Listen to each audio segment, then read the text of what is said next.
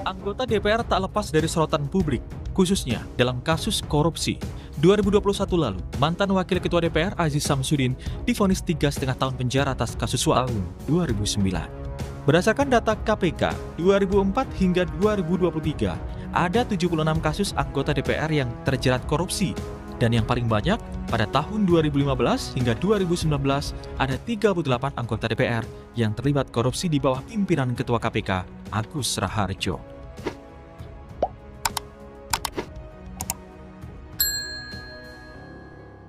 Assalamualaikum warahmatullahi wabarakatuh. Balik lagi di kajian online. Pantas saja banyak anggota DPR kita yang menolak pengesahan RUU perampasan aset dikarenakan sejak tahun 2004 hingga 2023 sudah terbilang mungkin ada ratusan anggota dewan kita yang terjerat korupsi. Bahkan secara mengejutkan teman-teman, di tahun 2023 terdapat 76 kasus anggota DPR RI yang terjerat korupsi. Informasi ini teman-teman kita dapat dari Kompas TV, di mana dalam press release-nya anggota DPR ternyata tak lepas dari sorotan publik, khususnya dalam kasus korupsi. Pada tahun 2021 lalu, mantan Wakil Ketua DPR RI Bapak Aziz Samsudin divonis 3,5 tahun penjara atas kasus suap. Majelis Hakim juga mencabut hak politik Aziz Samsudin selama 4 tahun. Aziz dinyatakan bersalah memberi suap kepada mantan penyidik KPK AKP Robin dan pengacara Markus Hussein sekitar 3,6 triliun. Tidak hanya Aziz Samsudin, Juli 2024 lalu Kejaksaan Agung juga menetapkan anggota DPR fraksi Nasdem Ujang Iskandar sebagai tersangka kasus korupsi. Berdasarkan data KPK di tahun 2024 hingga 2023 ada 76 kasus anggota DPR yang terjerat korupsi.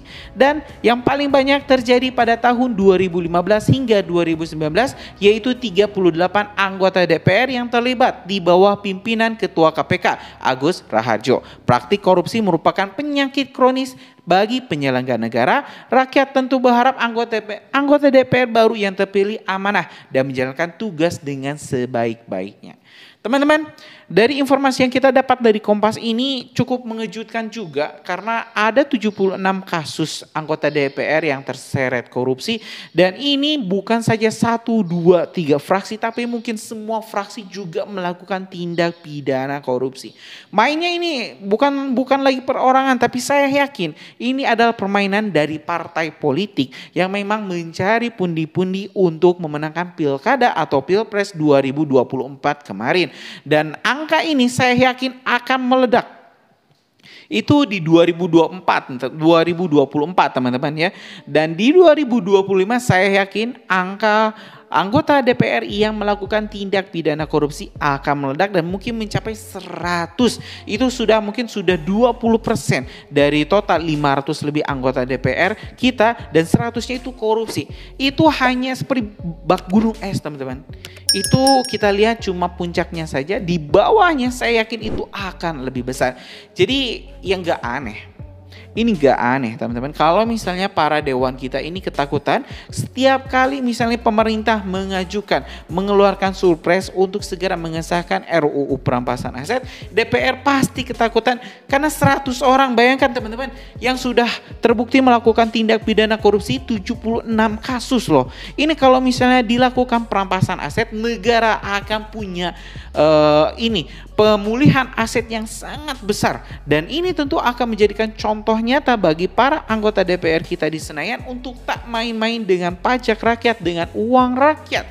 Kita bakal tengok teman-teman informasi yang sudah kami kumpulkan terkait berbagai tindak pidana korupsi di DPR, dan inilah ternyata alasan kenapa RUU perampasan aset tidak akan pernah selesai, tidak akan pernah disahkan oleh anggota DPR yang mayoritas teman-teman mungkin punya skandal kasus korupsi. Yuk teman-teman, kita simak video selengkapnya. Anggota DPR tak lepas dari sorotan publik, khususnya dalam kasus korupsi. 2021 lalu, mantan Wakil Ketua DPR Aziz Samsudin divonis 3,5 tahun penjara atas kasus suap. Majelis Hakim juga mencabut hak politik Aziz Samsudin selama 4 tahun. Aziz dinyatakan bersalah memberikan suap kepada mantan penyidik KPK, AKP Robin dan pengacara Maskur Hussein sekitar 3,6 miliar rupiah. Samsudin dan Aliza Gunado diduga terlibat dalam kasus korupsi DAK Lampung Tengah. Karena itu, Aziz meminta seorang anggota kepolisian bernama Agus Supriyadi dikenalkan ke penyidik KPK. Dia kemudian menjalani hukuman di Lapas Kelas 1 Tangerang, Banten. Tidak hanya Aziz Samsudin, Juni 2024 yang lalu Kejaksaan Agung menetapkan anggota DPR fraksi Nasdem Ujang Iskandar sebagai tersangka korupsi. Ujang ditahan setelah sebelumnya ditangkap di Bandara Suta karena kasus penyimpangan dana. Ujang terlibat dalam kasus dugaan korupsi pada BUMD di Kalimantan Tengah. Sekeliling itu memuat kasus dugaan penyelewengan modal dari pemerintah Kota Waringin Barat ke perusahaan daerah perkebunan Agrotama Mandiri pada tahun 2009. Berdasarkan data KPK, 2004 hingga 2023, ada 76 kasus anggota DPR yang terjerat korupsi. Dan yang paling banyak, pada tahun 2015 hingga 2019, ada 38 anggota DPR yang terlibat korupsi di bawah pimpinan Ketua KPK, Agus Raharjo. Praktik korupsi merupakan penyakit kronis bagi penyelenggara negara. Rakyat tentu berharap anggota DPR baru yang terpilih amanah dan menjalankan tugas dengan sebaik-baiknya. Tim Liputan, Kompas TV. Seperti tak pernah jera, anggota DPR diduga kembali melakukan tindak pidana korupsi. Ada 3 anggota DPR dari 3 partai politik ditangkap dan ditetapkan sebagai tersangka sejumlah kasus. 2 diantaranya dalam sebuah operasi tangkap tangan KPK. Pada Selasa malam tadi, Komisi Anti Rasuah itu menangkap anggota DPR dari fraksi Hanura, Dewi Yassin Limpo di kawasan Bandara Soekarno-Hatta. Dewi merupakan adik dari Gubernur Sulawesi Selatan, Syahrul Yassin Limpo.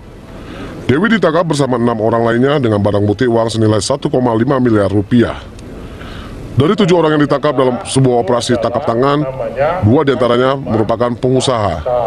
Kini anggota Komisi 7 DPR RI itu sudah berada di gedung KPK untuk menjalani pemeriksaan intensif. Dewi Yassin Limpo sebelumnya diduga pernah terlibat sejumlah kasus suap diantaranya proyek APBN di Sulawesi Selatan beberapa waktu lalu. Pemirsa, Kejaksaan Agung menetapkan anggota DPR RI dari fraksi PDIP Ismail Thomas sebagai tersangka kasus dugaan korupsi. Ismail Thomas merupakan anggota Komisi 1 DPR dan mantan Bupati Kutai Barat 2006-2016 yang diduga memalsukan dokumen. Berikut penjelasan Kapus Penkum Kejagung Ketut Sumedana di Kejagung petang tadi. Hari ini, Selasa tanggal 15 Agustus 2023, tim penyidik Kejaksaan Agung Jampitsus telah melakukan penetapan status tersangka dan sekaligus penahanan terhadap tersangka dengan inisial IP, anggota Komisi 1 DPR RI atau Bupati Kutai Barat periode 2006-2016 dalam penyidikan perkara tindak pidana korupsi terkait dengan penerbitan dokumen perjanjian pertambangan PT Sendawar Jaya.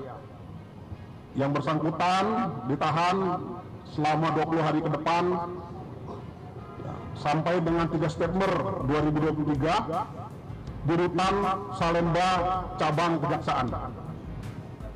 Bahwa perkara ini peran yang bersangkutan adalah melakukan, tadi sudah saya sebutkan tadi,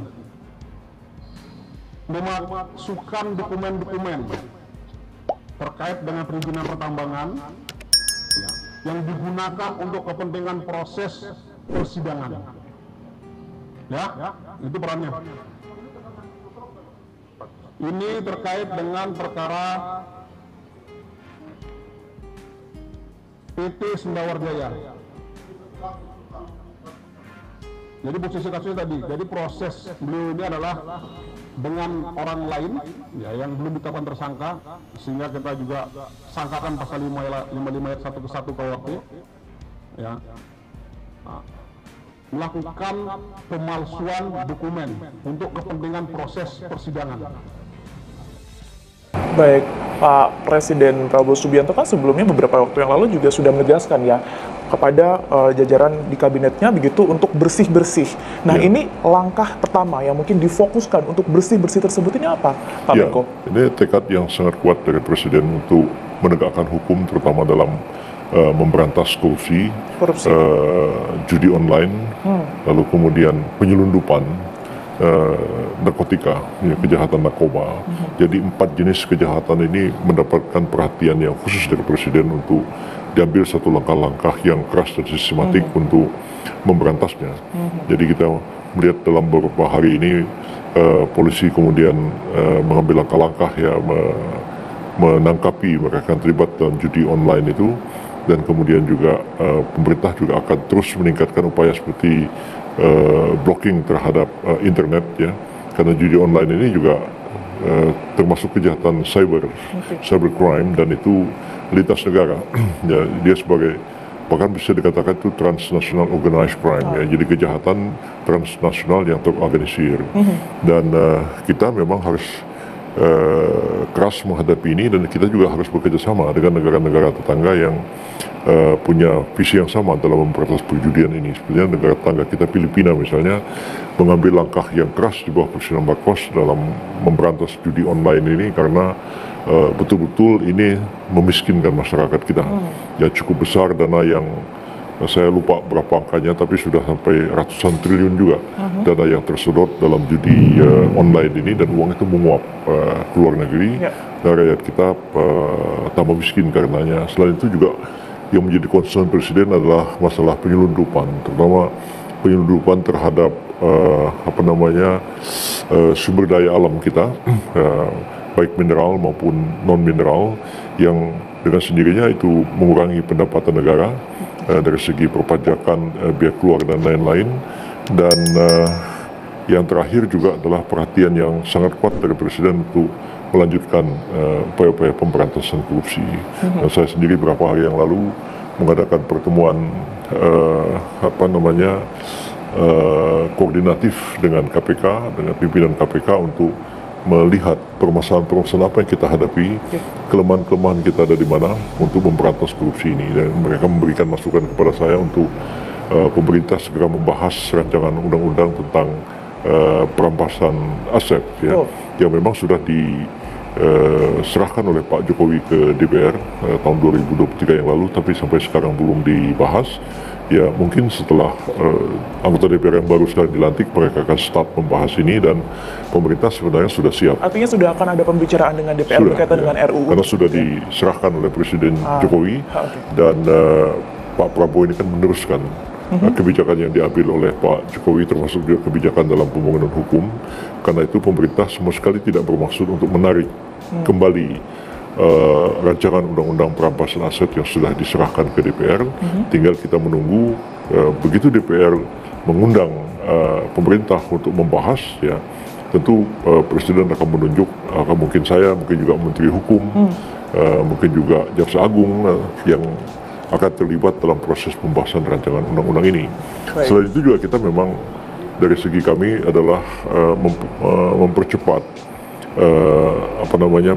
pembentukan undang-undang ya, reformasi di bidang peraturan perundang-undangan dalam memberantas korupsi, penyelundupan, judi online, dan juga yang harus kami lakukan sekarang adalah menyusun beberapa undang-undang terkait dengan pelaksanaan KUHP nasional yang sudah disahkan oleh pemerintah dan DPR beberapa waktu yang lalu, karena pada tahun 2026 yang akan datang KUHP baru ini sudah harus dilaksanakan untuk menggantikan KUHP warisan kolonial pemerintah Belanda dahulu.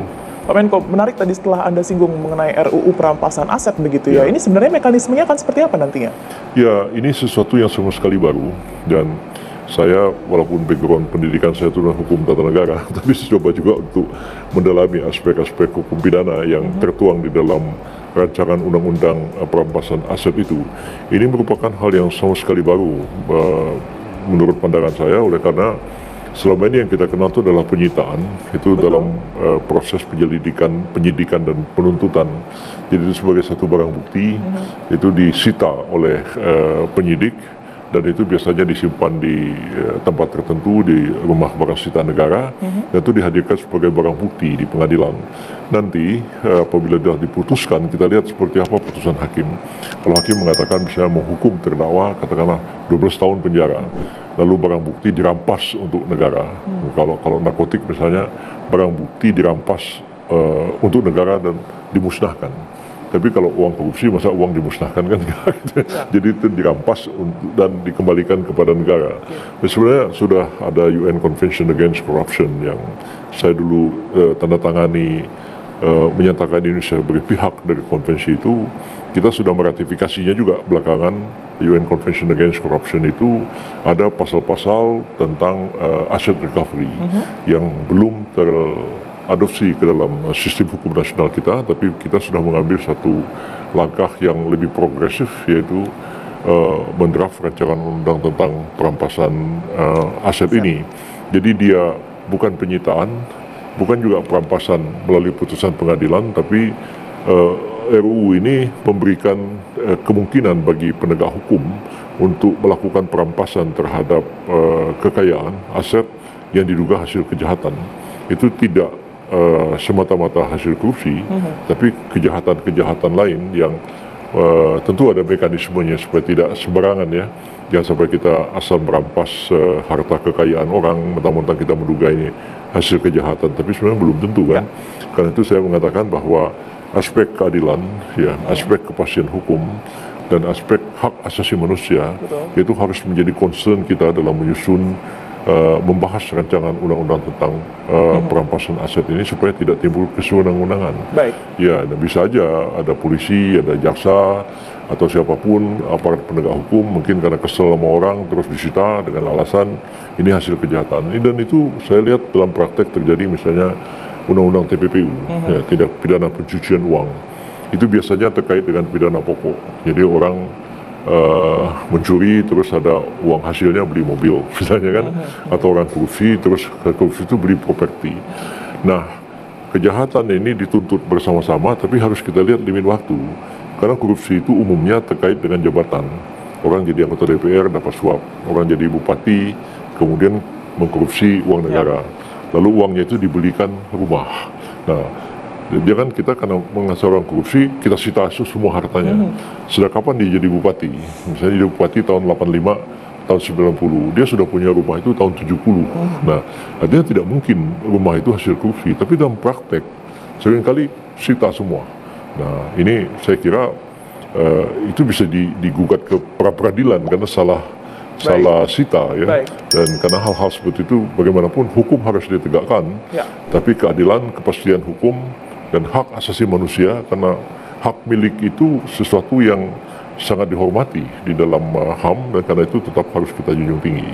Pak Menko, tapi berbicara mengenai RUU perampasan aset yang tadi sudah sempat disinggung, kalau menurut Anda, tapi apakah ini cukup memberikan efek jerah bagi para pelakunya?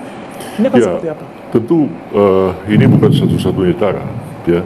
Oleh karena sekeras apapun hukum yang kita buat, dan sekeras apapun pelaksanaan hukum itu kita lakukan, dia tidak akan menghabiskan kejahatan itu sendiri. Kita bermimpi kalau kita mengatakan kejahatan itu akan hapus dari muka bumi ini, karena kalau kita membaca Al-Quran sebagai satu contoh, atau membaca kitab Bible juga, disebutkan di dalamnya itu bahwa kejahatan itu adalah sesuatu yang inherent dengan manusia, ya. Kita kira kisah Nabi Adam, anak-anaknya itu sudah ada kejahatan, dan kejahatan itu inherent dengan manusia. Dan karena itu sampai kapanpun kejahatan tetap ada. Cuman kita harus berupaya bagaimana caranya kita meminimalkan kejahatan itu supaya tidak terjadi. Kalau di dunia ini sudah tidak ada kejahatan, ya kita sudah hidup di akhirat, sudah hidup di surga kita ya. Tapi ya itulah dunia ini, ada kejahatan, ada kebaikan, ya supaya juga ya kalau di dalam Al-Quran itu dikatakan supaya Allah itu menguji di antara manusia ini siapakah yang paling baik amalannya. Jadi karena ada kejahatan kebaikan, kita punya perjuangan dan kita akan memilih sesuatu. Nah, tapi kita sebagai negara tentu berpikir bagaimana kita, negara itu sebagai organisasi kekuasaan, dia berwenang menciptakan norma hukum dan dia berwenang memaksakan norma itu supaya berjalan ya, terhadap setiap orang yang ada di dalam negara itu. Nah, tapi ya langkah hukum yang keras itu tidak seluruhnya dapat menyelesaikan masalah yang dihadapi. Dan saya kira soal korupsi ini, pencegahan jauh lebih penting daripada penindakan, dan mempersiapkan moralitas akhlak manusia supaya dia itu tidak mau melakukan korupsi, ya karena dia akan malu dengan dirinya sendiri, atau orang itu disuruh beriman beragama dalam-dalam, nanti dia yakin وَمَنْ يَعْمَلْ مِثْقَالَ ذَرَّةٍ خَيْرًا يَرَهُ, ya siapa berbuat kebaikan sekecil apapun akan dibalas dengan kebaikan. Ya teman-teman, barusan kita telah menyimak informasi dari berbagai sumber yang sudah kajian online kumpulkan terkait tindak pidana korupsi yang terjadi di Senayan yang dilakukan oleh para dewan terhormat kita. Teman-teman, sejak tahun 2024 hingga 2023 ada 76 kasus korupsi yang dilakukan oleh para dewan kita, dan tentu satu korupsi itu bukan saja satu, teman-teman, tersangkanya mungkin bisa 2, 3, 4, 5. Jadi totalnya anggota DPR yang melakukan tindak pidana korupsi, kita bisa bayangkan kalau satu kasus menyeret 5 anggota DPR, maka sudah ada berapa ratus ini anggota DPR yang terjerat korupsi. Dan ini tidak bisa kita biarkan uang kita yang setiap bulannya kita bayarkan, gaji yang dipotong PPH, teman-teman, ini barang-barang yang kita beli kena PPN, itu semua diberikan, ya, kita berikan kepada negara sejatinya untuk mensejahterakan rakyat, bukan dimakan oleh para anggota DPR. Dikorupsi juga nih. Sudah digaji tinggi, teman-teman, dapat tunjangan mewah, fasilitas mewah, tapi masih korupsi. Kan ini bukan main. Ini adalah sebuah tindakan pengkhianatan kepada rakyat.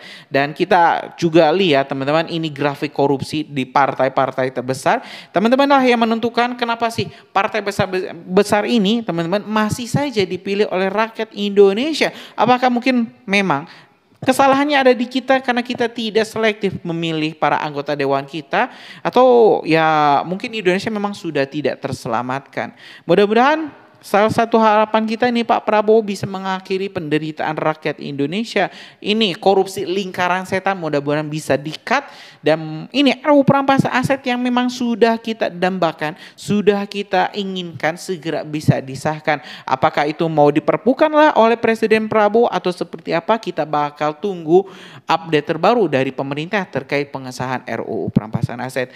Mungkin itu informasi kita hari ini. Terima kasih. Assalamualaikum warahmatullahi wabarakatuh.